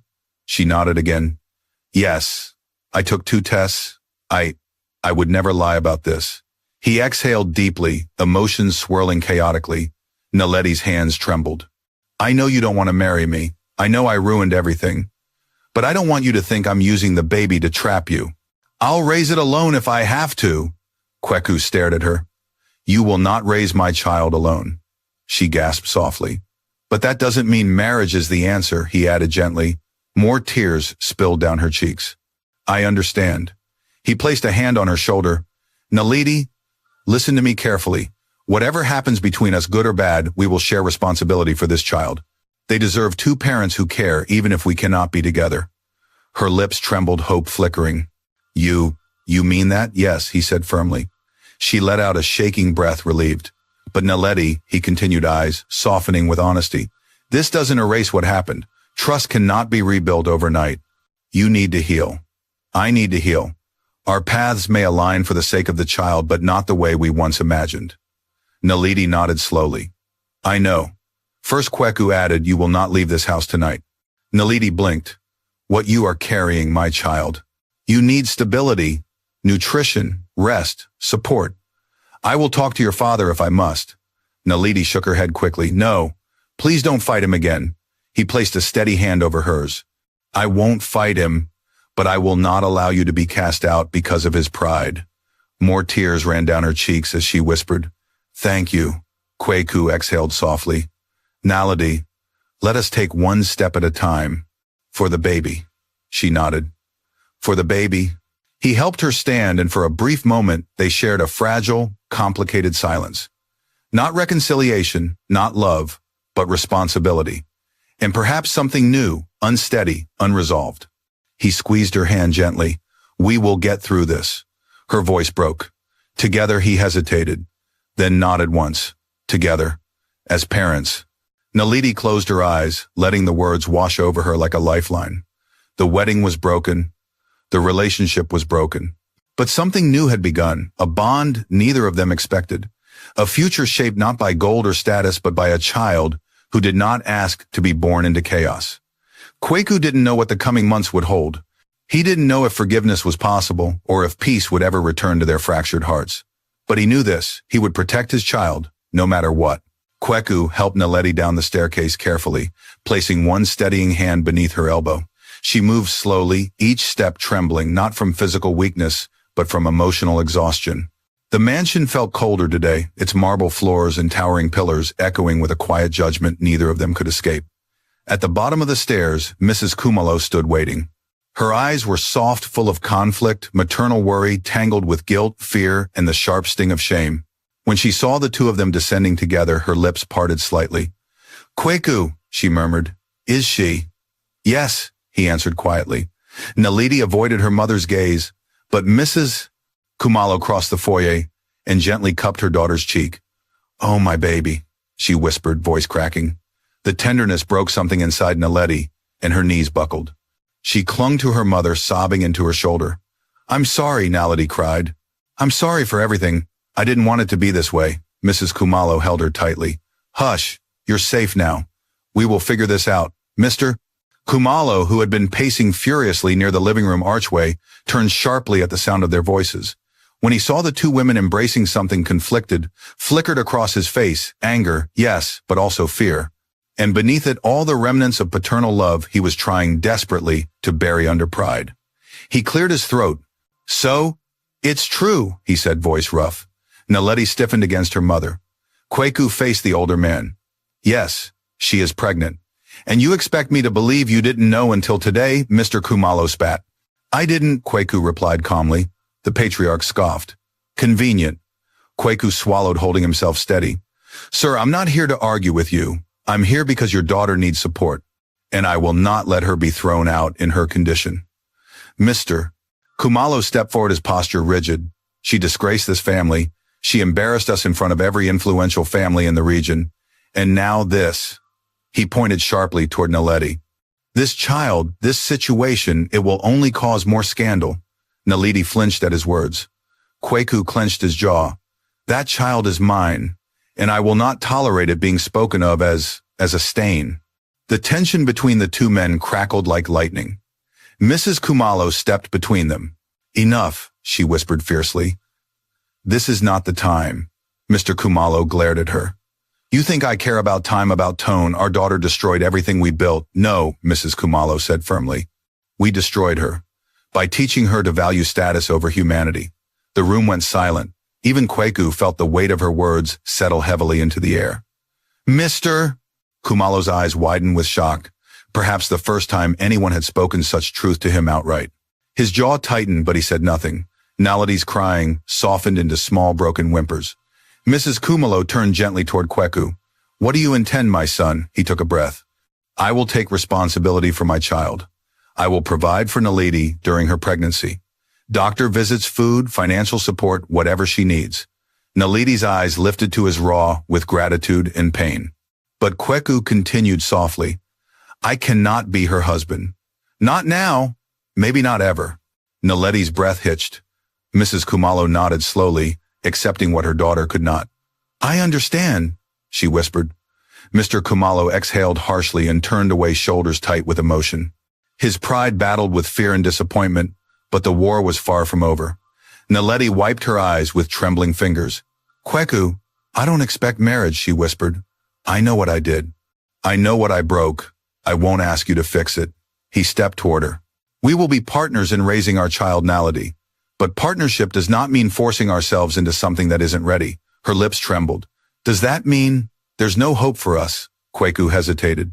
Hope, a fragile word, dangerous if mishandled. He finally nodded slightly. Hope must grow slowly, if at all. Not out of guilt, not out of pressure, only out of healing. Naledi's tears returned softer this time. Then I will try to heal. He gave her a gentle nod. That is all I ask. Silence settled around them like a blanket, heavy but not suffocating. Eventually Kwaku spoke again. Naledi, you will stay here for now. This is your home. You need stability. Mr. Kumalo opened his mouth to protest, but his wife cut him off with a single sharp look. Naledi clung to Kwaku's hand. Thank you. But then her expression shifted, fear creeping in beneath her vulnerability. What about your mother? She whispered. Will she accept? This me, the baby. Kwaku exhaled slowly. My mother will always support her grandchild. And you, she wants you to heal. But forgiveness, that will take time. Naledi nodded shakily. I understand. He squeezed her hand gently. Now rest. You need strength. She nodded and allowed her mother to guide her back upstairs. When they disappeared, Kwaku remained standing in the foyer, staring at the marble floor that once symbolized prestige and promise. Today it felt emptier, colder, less meaningful. A deep voice broke the silence beside him. I will not lie to you, Mr. Kumalo said quietly. I am angry. At her. At you. At everything. Kwaku nodded. I understand. But the older man added, you came here. You did not run. You did not abandon her. He paused. For that, I respect you. It was not forgiveness, but it was a beginning. I will not stop being a father to her, Mr. Kumalo continued, voice thickening with emotion he tried to hide. But I will not pretend this path is easy. It isn't, Kwaku said softly. Yet you walk it. I must. The two men exchanged a long, quiet look. A complicated truce. A fragile alliance. Not out of trust, but out of necessity. You should go, Mr. Kumalo said eventually. Let us process this. Kwaku nodded. I'll return tomorrow to take her for her first checkup. Mr. Kumalo inhaled sharply. Good. Kwaku turned and walked toward the door. Just as he reached it, a small voice called out from the staircase landing. Kwaku! He stopped and turned. Naledi stood there leaning against the railing, her eyes swollen but steady. Thank you for coming, she whispered. It means more than you know. He held her gaze for a long moment, then nodded. For the baby, he whispered. She nodded slowly. For the baby. He stepped outside the door, closing softly behind him. The sun was setting now, casting long, warm shadows across the courtyard. Kwaku walked toward the gate, each step heavy with the weight of a future he never asked for, but would carry with honor. He had lost a wedding, a partnership, a dream. But somewhere in the wreckage, a new responsibility had emerged. A child, a new chapter, one that demanded strength, compassion, and truth. He placed a hand over his chest, feeling the unfamiliar tightening there. Whatever came next, he would face it. Not as a groom, not as a broken man, but as a father. The night air wrapped around Kwaku as he walked away from the Kumalo mansion, the sky deepening into a velvet indigo. Streetlights flickered, casting long shadows behind him. As he processed everything, his steps slow, heavy, contemplative. The world felt strangely quiet, as if holding its breath for what would come next. A child. The words still echoed inside him, with a combination of awe and fear. Fatherhood had always seemed like something distant, something that belonged to a future far away. Not now, not like this. Not through heartbreak and betrayal, and certainly not with a woman he no longer trusted. But life didn't always wait for the perfect moment. Some blessings arrived through broken doors. As he approached the edge of the neighborhood, his phone buzzed. Dozens of messages, missed calls, social media alerts, news articles, trending videos. He ignored all of them until he saw one new message from an unexpected name, Auntie Nandi, his father's older sister, a woman known for her fierce wisdom and her refusal to sugarcoat anything. Kwaku, come to my house, now. We need to talk. There was no mistaking her tone. She was summoning him. He turned away from the bus stop and walked toward the old district where Auntie Nandi lived. Her home was small but full of life, painted bright yellow with plants spilling from every window. When he arrived, she was already standing on the porch, her arms crossed, her head wrapped neatly in a patterned scarf. Come inside, she said without greeting. He obeyed. Inside, the air smelled of burning sage and mint tea. She motioned for him to sit, then placed a steaming mug in front of him before settling into the chair opposite. Drink, she commanded. He obeyed again. Only when he had taken a sip did she finally speak. So, you are going to be a father. Kwaku lowered his gaze. Yes, and the mother is the same woman who insulted your mother, humiliated herself, and almost destroyed your future. He swallowed. Yes, Auntie Nandi clicked her tongue sharply. Aye, life has a way of humbling us. She leaned back, eyes narrowing with deep observation. Tell me how you feel. I feel... He shook his head slowly. Conflicted. Conflicted is too small a word, Auntie Nandi said bluntly. You feel broken, angry, scared. And somewhere beneath all that, responsible. He nodded silently. She took a long sip of her tea, then placed the cup down with a soft clink. Kwaku, my nephew. Fatherhood is not something you choose because life is perfect. It chooses you when you are ready to become more than who you were yesterday. He looked at her confused. She continued, This child, your child, has come into your life through chaos. But chaos is not a curse. It is a doorway. Kwaku frowned. A doorway to what? To becoming a better man than your father ever was, she said quietly but firmly. His chest tightened. You see, she continued, your father left your mother. Left you. Walked away when responsibility came knocking. And because of that, you grew up with pain you never deserved. He felt his throat constrict. Auntie. No, listen, she said, raising a hand. You, Kwaku, are not your father. Today you stood tall. You faced humiliation. You faced heartbreak. But you did not run. And now God has given you the chance to break the cycle. Her voice softened. Be the father you needed. Be the man your mother raised. The words struck him deeply, piercing through fear and uncertainty. You do not need to marry her, Auntie Nandi clarified. But you must honor the child. Guide them. Protect them. And yes, support their mother even if you do not love her. Kwaku breathed out slowly. I will. I have to. No, she corrected gently. Not because you have to, but because it is right. She leaned closer. But hear me well, nephew, do not sacrifice your peace. Do not chain yourself to a future you don't want. Support Naledi, respect her. Co-parent with her, but do not force marriage out of guilt. Kwaku nodded slowly.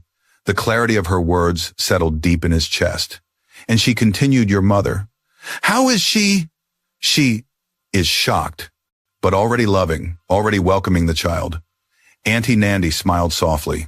Amma has always had a heart too big for her body. Kwaku chuckled despite the heaviness. Then her face grew serious again. You must speak with your firm, she advised.